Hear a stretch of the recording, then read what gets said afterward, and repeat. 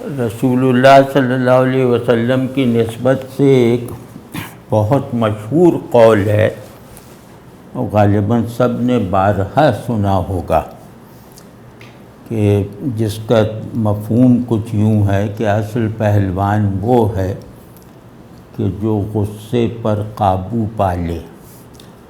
یعنی سب سے طاقتور چیز غصہ ہے، تو جس نے غصے کو پچھاڑ دیا وہ ہے اصل میں قوی، اصل میں پہلوان۔ مطلب یہ تعبیر ہے اس کی۔ یہ حدیث مبارکہ صحیح ترین حدیثوں میں سے ہے، کیونکہ یہ بخاری میں بھی ہے اور مسلم میں بھی ہے، ایک ہی الفاظ میں۔ تو اتفاق کی بات ہے کہ میں نے ایسا پہلوان دیکھا ہے، اور اللہ اگر وہ زندہ ہیں تو اللہ ان کو خوب اچھا رکھے، اور اگر گزر گئے ہیں تو میرا دل کہتا ہے کہ وہ اس حدیث کا مصداق تھے۔ اب ظاہر پہلوان بھی تھے، اور لیکن میں ان کا نام نہیں جانتا، اور 3 منٹ 4 منٹ یا 5 منٹ کا وہ ایک معاملہ ہوا تھا۔ میں بس پہ آ رہا تھا دفتر کے لیے، یہ سن 85 ہی کا واقعہ ہے،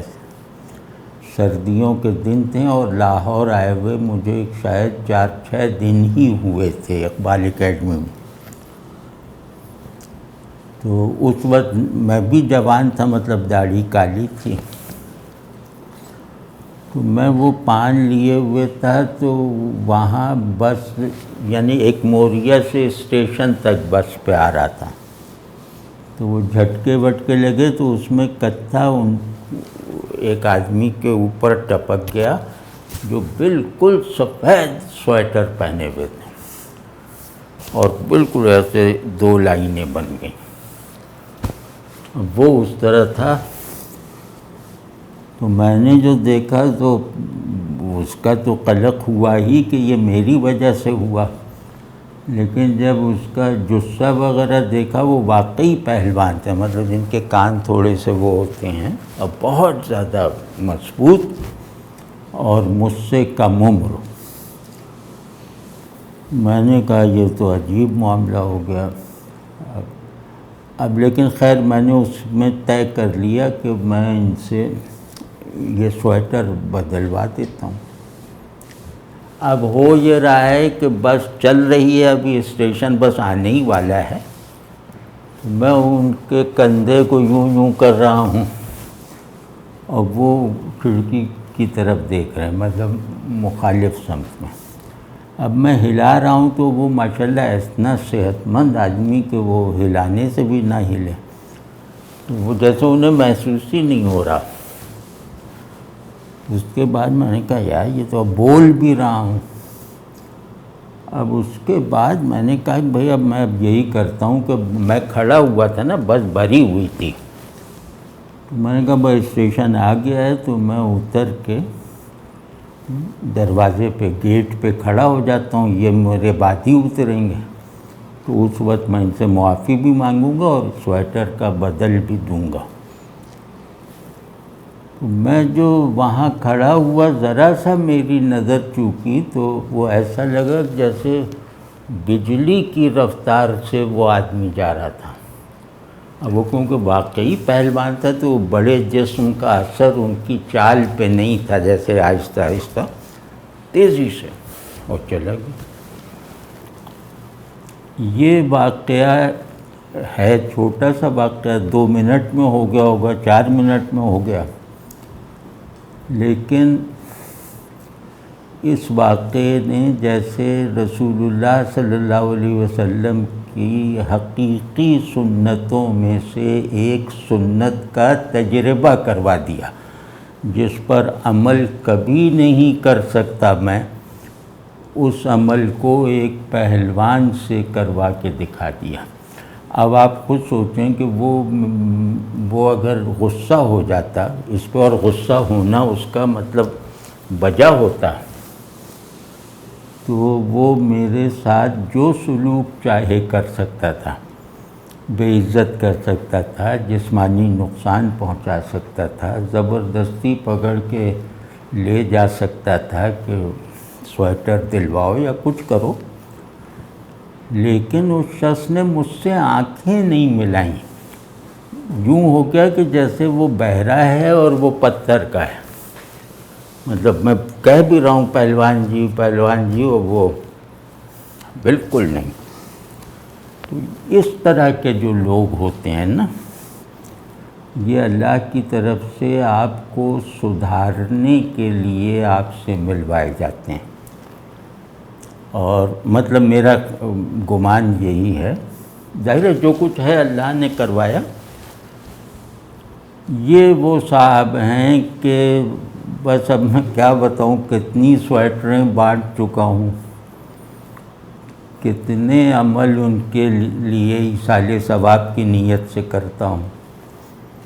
بار بار کہتا ہوں کہ یا اللہ میری ہر نیکی میں اس پہلوان کا حصہ ضرور رکھنا اگر مجھ سے کوئی نیکی قابل قبول ہو جائے۔ تو یہ جو واقعہ ہے، اس طرح کے واقعات ممکن ہے کہ اور لوگوں کے ساتھ بھی ظاہر ہوئے ہوں گے، لیکن اگر آپ کے ساتھ یہ واقعہ ہوا ہے اور اس نے آپ کے باطن میں ایک بہت بڑا انقلاب نہیں برپا کیا، یا آپ پہ ایسا اثر نہیں کیا اس واقعے نے کہ ایک تو آپ کی اوقات آپ پہ ظاہر ہو گئی،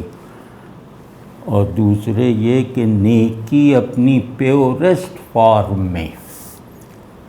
اسے نہیں معلوم ہوگی یہ حدیث وغیرہ، اس نے کوئی مذہبی عمل سمجھ کے نہیں کیا ہوگا، کچھ بھی نہیں، اس نے بس وہ تھا ایسا، اس نے ممکن ہے دیکھ لیا، اس نے کہا اب اس کو میں کیا کہوں، اور وہ چلا گیا۔ تو اس کو اگر میں اپنے اندر ڈھونڈوں تو جو آدمی میں مطلب احوال پیدا کرنے کی مستقل قوتیں جو ہوتی ہیں نا، یعنی وہ کبھی پرانی نہیں پڑتی، جیسے فرض کیا کہ والدہ کا انتقال ہو گیا تو وہ بڑھاپے میں بھی یاد آتی ہیں، تو ایک احساس ہوتا ہے، غم ہوتا ہے۔ تو بعض یادیں ایسی ہوتی ہیں آدمی کی کہ جو رسمی اور سرسری نہیں ہوتی، وہ جب بھی وہ یاد ابھرے گی آپ کے اندر اس سے مناسبت رکھنے والے احساسات بھی ابھریں گے، ان معنوں میں وہ بہت پروڈکٹیو یادیں ہوتی ہیں۔ میری زندگی کی اس طرح کی یادوں میں ایک بہت ہی مرکزی حیثیت رکھنے والا یہ واقعہ ہے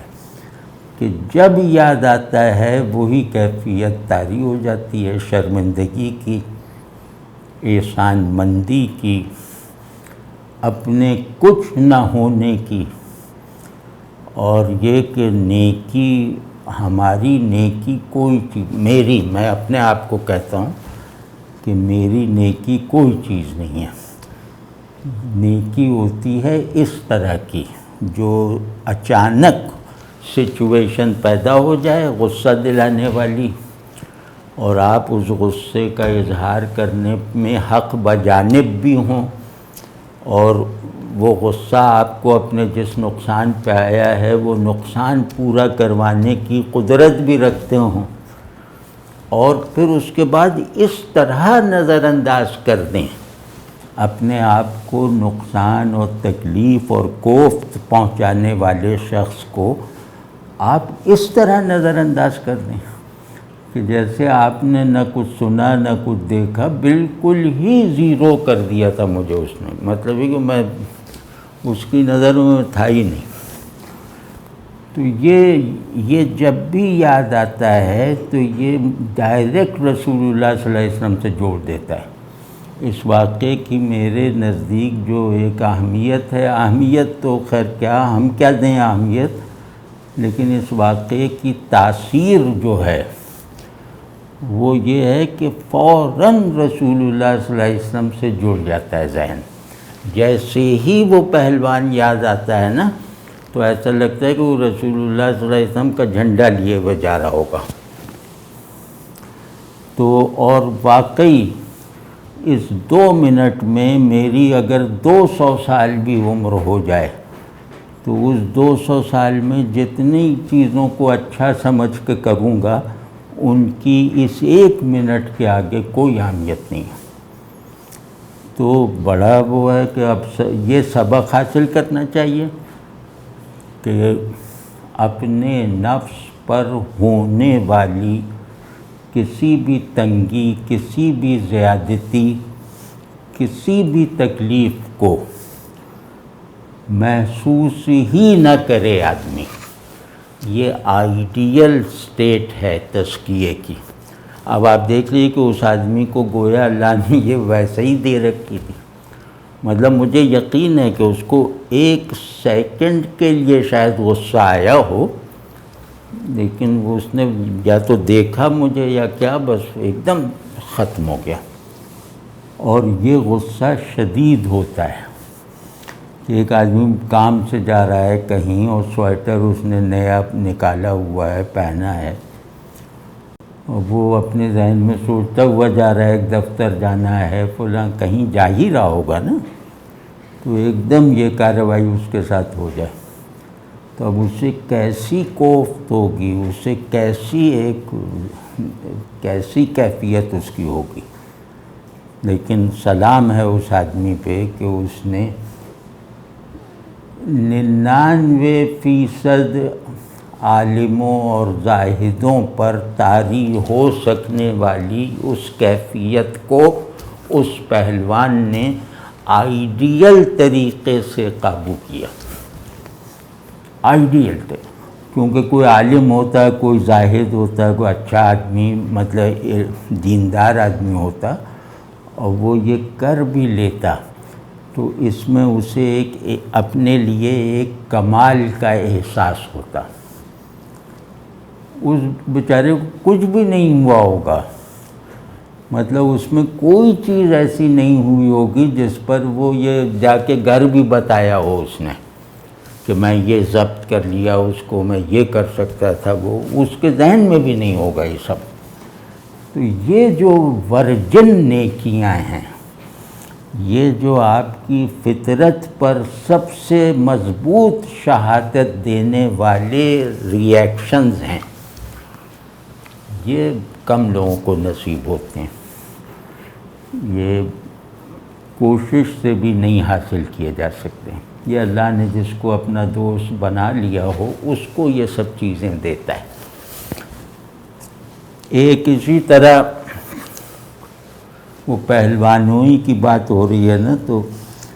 میں 68 یا 69 میں اردو کالج میں کراچی میں پڑھتا تھا، تو وہاں سامنے ہی انجمن ترقی اردو تھی. تو میں کیونکہ ذرا تیز تھا تو انجمن والے سمجھتے تھے کہ میں وہ کام کر دوں گا، یعنی مخطوطے تلاش کرنے تھے پنجاب یونیورسٹی اور پنجاب پبلک لائبریریز میں، مینیوسکرپٹس. میں خیر چلا آیا تو یہاں آ کے رہنے لگا سجاد باقر رضوی صاحب مرحوم کے ساتھ. تو مہینہ رہا میں یہاں. تو کچھ مطلب یہ ہوا کہ جب مجھے آئے ہوئے 10-12 دن ہو گئے تو اتفاق سے وہ باٹی گیٹ کے باہر ایک دودھ والا مجھے نظر آیا جو مطلب ایک ٹب میں یا وہ کیا کہتے ہیں اس میں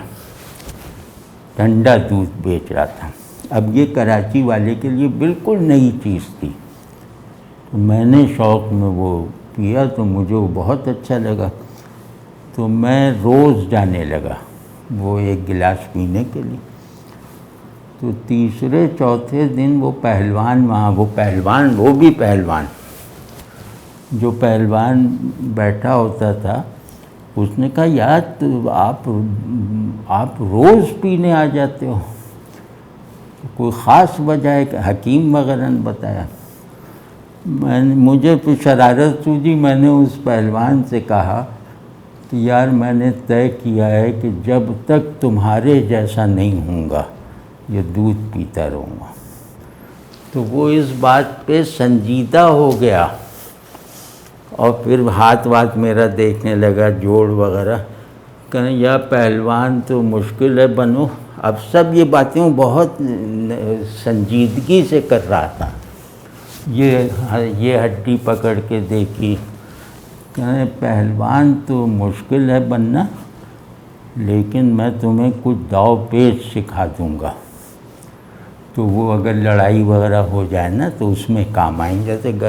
کالج والج میں۔ اب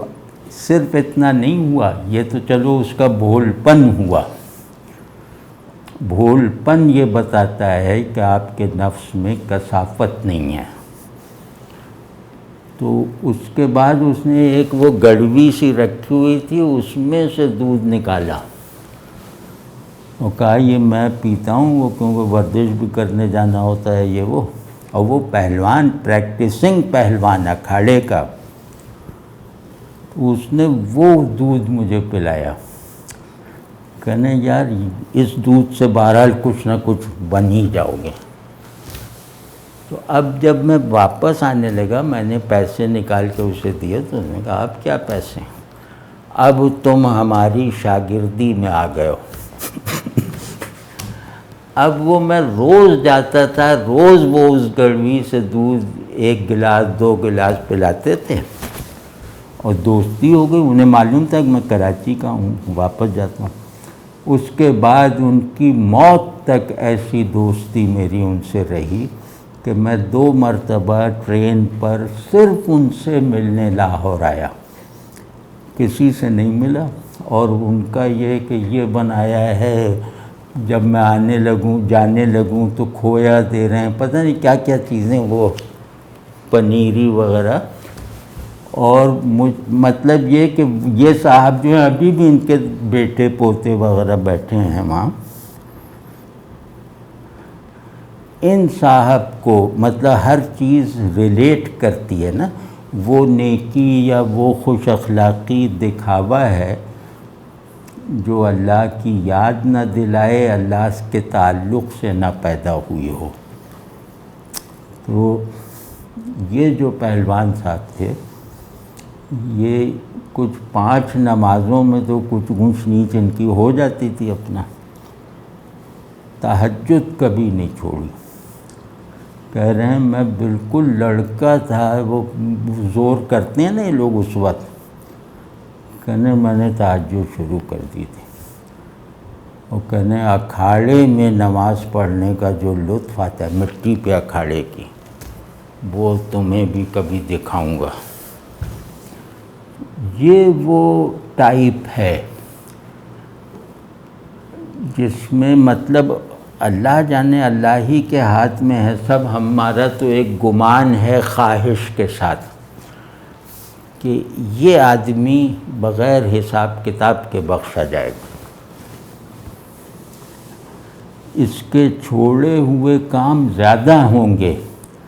لیکن اس کے کیے ہوئے کام ایسے ہوں گے، جو کام اس نے کیے ہیں وہ اللہ تبارک و تعالی فرشتوں کو ہٹا دے گا کہ نہیں بس چلنے دو، جنت کی طرف چلنے دو۔ تو اب آج کل کیونکہ نہ وہ تعلق میں گرم جوشی رہی ہے، حرارت بھی نہیں، اور وہ سیلف سیکریفائس والی بات یا انکسار سے بات کرنا، یہ سارے اوصاف کسی وجہ سے کم ہوتے جا رہے ہیں، کم کیا تقریباً ختم ہوتے جا رہے ہیں۔ تو اس کا ایک سبب، اس کے کئی اسباب ہوں گے، لیکن ان 2 واقعات کی روشنی میں اگر کہیں تو اس کا ایک سبب یہ ہے کہ ہم میں بھول پن نہیں رہ گیا، ہم میں بے ساختگی نہیں رہ گئی۔ ہم ہر چیز بہت سوچ سمجھ کے کرتے ہیں، پوری پلان کر کے، اور یہ نہ ہو جائے اور کہیں میرے نام پہ کوئی فرق نہ پڑ جائے، کہیں وہ سامنے والا مجھے واقعی خادم نہ سمجھ لے، تو وہ اپنے آپ کو بہت مضبوطی سے گارڈ کیے ہوئے ہم کچھ چیزیں کرتے ہیں، اور وہ چیزیں اپنی ہی امیج میکنگ میں صرف کرتے ہیں شعوری طور پہ۔ تو اس وجہ سے نیکیاں بھی بالکل بربری سی ہیں، نمازیں بھی وہ ایسے ہی ہیں۔ تو اور تعلق تو اب آپ دیکھ ہی رہے ہیں کہ اب وہ لا تعلقی اب رشتوں میں آ گئی ہے۔ تو اس کا مطلب آج کا جو مورل ہے وہ یہی ہے کہ بھول پن نیکیوں کی گورننس ہے، نیکیوں کو پاک کرتا ہے بھول پن کا مزاج۔ ایک بھولا آدمی ریاکار ہو ہی نہیں سکتا، تو نیکیوں کے مستند ہونے کی جو سب سے پہلی شرط ہے کہ دکھاوا نہ ہو، تو اس سے وہ اللہ کی طرف سے محفوظ ہو۔ تو دکھاوا کیا ہو، تو نیکی کرتے ہوئے سمجھتا ہے کہ کوئی گڑبڑ نہ ہو جائے، وہ آپ کی خدمت کرتے ہوئے ڈرتا رہتا ہے کہ کوئی ایسی بات نہ ہو جائے کہ ناراض ہو جائیں، تو وہ کہاں سے دکھاوا کرے گا؟ تو اس کو اپنے اندر موجود بچوں، اب ہر بچہ ایک آدمی کے پاس امانت کے طور پہ ہوتا ہے، اس کے اندر ہوتا ہے، اس کی پرورش میں کوتاہی نہ کرو۔ تمہارے بچے باہر ہیں، لیکن تمہارا پہلا بچہ تم خود ہو، تمہارے اندر دیا رکھا گیا ہے، تم اس کے لیے انکیوبیٹر ہو۔ تو اس بچے کو اگر تم نے زندہ نہیں رکھا اور اس بچے کو اپنی مرضی نہیں کرنے دی، تو بس ویرانی ہے، سختی ہے، اور بناوٹ ہے، بڑی بڑی تقریریں ہیں، بڑے بڑے عمل ہیں، بڑے بڑی تحریکیں ہیں، لیکن آدمی غائب ہے۔ تو بس اللہ نصیب فرمائے۔ مجھے تو بھائی سچی بات ہے، مجھے سب سے زیادہ اچھے لوگ وہ محسوس ہوتے ہیں جو بھولے ہوں، جن کو دنیا کی چالاکیوں چال بازیوں کا پتہ نہ ہو، جو بار بار دھوکہ کھا جاتے ہوں۔ اب اس میں کوئی صاحب وہ حدیث نہ کوٹ کریں کہ مومن ایک سوراخ سے 2 بار نہیں ڈسا جاتا، وہ دوسرے سیاق و سباق میں